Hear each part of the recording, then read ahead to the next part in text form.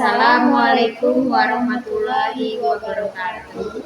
Perkenalkan, nama saya Desmaliki Safitriani dengan NIM D1A1230057.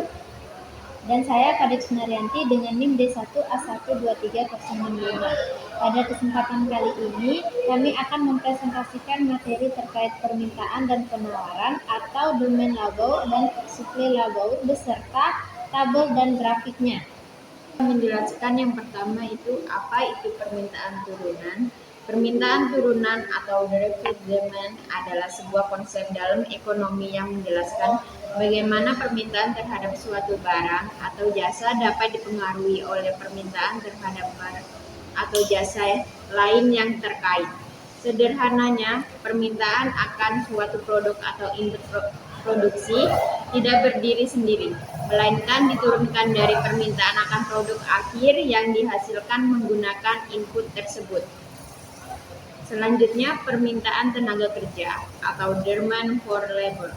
Permintaan tenaga kerja adalah jumlah tenaga kerja yang diinginkan oleh perusahaan atau produsen pada tingkat upah tertentu dalam jangka waktu tertentu untuk mencapai tingkat produksi yang optimal.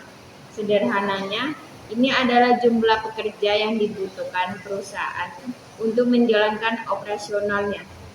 Faktor yang mempengaruhi permintaan tenaga kerja dibagi dua. Yang pertama, faktor internal perusahaan. Yang pertama, tingkat produksi. Semakin tinggi tingkat produksi yang ingin dicapai oleh perusahaan, maka semakin banyak tenaga kerja yang dibutuhkan.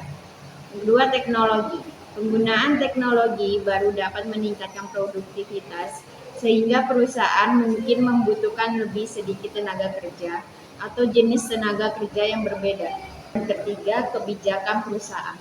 Kebijakan perusahaan terkait perekrutan, pelatihan, dan promosi juga dapat mempengaruhi permintaan tenaga kerja. Yang kedua, faktor eksternal perusahaan. Yang pertama, permintaan pasar.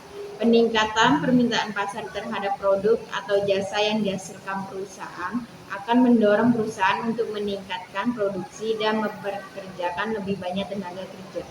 Yang kedua, tingkat upah. Tingkat upah yang berlaku di pasar tenaga kerja akan mempengaruhi keputusan perusahaan untuk mempekerjakan tenaga kerja baru. Upah yang tinggi dapat mengurangi permintaan tenaga kerja. Yang ketiga, harga bahan baku. Kenaikan harga bahan baku produksi dapat meningkatkan biaya produksi dan mengurangi keuntungan perusahaan, sehingga perusahaan mungkin mengurangi produksi dan memotong jumlah tenaga kerja. Yang keempat, kondisi ekonomi. Kondisi ekonomi secara keseluruhan seperti pertumbuhan ekonomi, inflasi, dan tingkat suku bunga juga dapat mempengaruhi permintaan tenaga kerja. Berikut adalah kurva pada permintaan tenaga kerja atau demand for labor. Kurva tersebut menunjukkan hubungan negatif antara upah dan jumlah tenaga kerja yang diminta.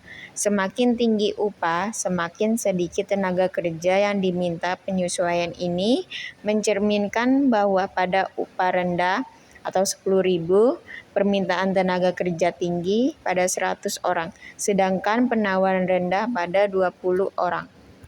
Selanjutnya, penawaran tenaga kerja atau supply for labor. Jadi, penawaran tenaga kerja adalah jumlah individu yang bersedia dan mampu bekerja pada tingkat upah tertentu dalam jangka waktu tertentu, dan dengan keterampilan serta kualifikasi yang dibutuhkan oleh pasar tenaga kerja. Sederhananya, ini adalah jumlah orang yang siap bekerja. Kemudian, faktor internal individu. 1. Upah. Semakin tinggi upah yang ditawarkan, semakin banyak orang yang terdorong untuk bekerja. Selanjutnya yaitu tingkat pendidikan. Tingkat pendidikan yang lebih tinggi umumnya dikaitkan dengan pekerjaan yang lebih baik dan upah yang lebih tinggi. Selanjutnya yang ketiga yaitu keterampilan dan kualifikasi. Keterampilan dan kualifikasi yang dimiliki seseorang akan menentukan jenis pekerjaan yang dapat dilakukan dan upah yang dapat ia terima. Selanjutnya, yang keempat yaitu preferensi kerja. Preferensi individu terhadap jenis pekerjaan, jam kerja, dan lingkungan kerja juga akan mempengaruhi keputusan untuk bekerja. Yang kelima yaitu kondisi kesehatan. Kondisi kesehatan yang baik memungkinkan seseorang untuk bekerja lebih produktif dan lebih lama. Kemudian yang keenam yaitu usia. Usia produktif biasanya antara 15 sampai 64 tahun adalah rentang usia di mana seseorang paling aktif dalam bekerja. Kemudian faktor eksternal individu. Yang pertama yaitu tingkat pengangguran. Jadi tingkat pengangguran yang tinggi akan mendorong lebih banyak orang untuk mencari pekerjaan. Yang kedua yaitu pertumbuhan penduduk. Peningkatan jumlah penduduk akan meningkatkan jumlah penawaran tenaga kerja. Selanjutnya yaitu kebijakan pemerintah. Kebijakan pemerintah terkait ketenaga kerjaan seperti upah minimum, cuti hamil, dan pensiun dapat mempengaruhi kebutuhan seseorang untuk bekerja. Yang selanjutnya lagi adalah norma sosial dan budaya. Norma sosial dan budaya yang berkaitan dengan peran gender, usia, dan status sosial dapat mempengaruhi partisipasi dalam angkatan kerja. Berikutnya, kondisi ekonomi. Kondisi ekonomi yang baik seperti pertumbuhan ekonomi yang tinggi akan mendorong lebih banyak orang untuk mencari pekerjaan. Baik. Seperti yang terlihat pada gambar, kurva tersebut menunjukkan hubungan positif antara upah dan jumlah tenaga kerja yang ditawarkan.